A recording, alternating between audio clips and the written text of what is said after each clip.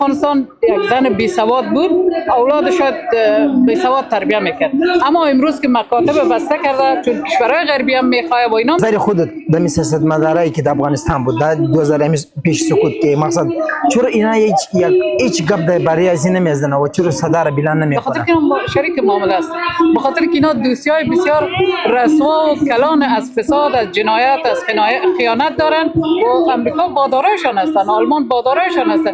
به همین خاطر اونا رو به کشورهای امن آوردن.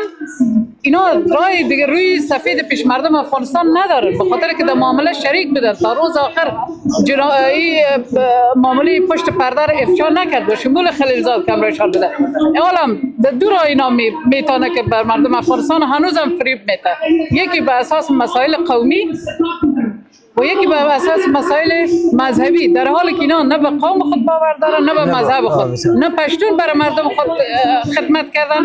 امروز بیشترین پشتونا شاید ستم بکشه، بیشترین پشتون به آمدن طالب بیش از 300 نفر تنها در اسپین بولدک به قتل عام کردن به خاطر ارتباط که با جنرال رازق داشتن و همونطور هزارها و همونطور تاجیک‌ها و همونطور ازبک‌ها. یعنی ما مردم افغانستان لازم است که اینا رو بشناسیم که اینا رهبران روسیا، معامله‌گر، خائن و جنایتکار هستند. در کنار طالب هیچ با ملایمت از نظر من از لحاظ فکری بنیادگرایی خود تفاوت نداره. عین تجاوز هم اونام به زنای افغانستان، دختر افغانستان از سال 1991 کردن وقت آمدن و بعد از سقوط نجیب اینا این جنایت کردن. فقط تقسیم قدرت اینا مختلف. به نظر خودت یعنی امی اگر طالبا بخواه که مثلا اگر کدام راست که مثلا دینا زنا رو بانه که مثلا مکتب بره، یعنی به نظر کدام یعنی چرا نه به خاطر چی؟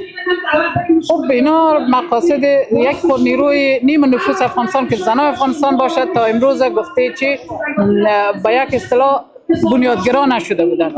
زن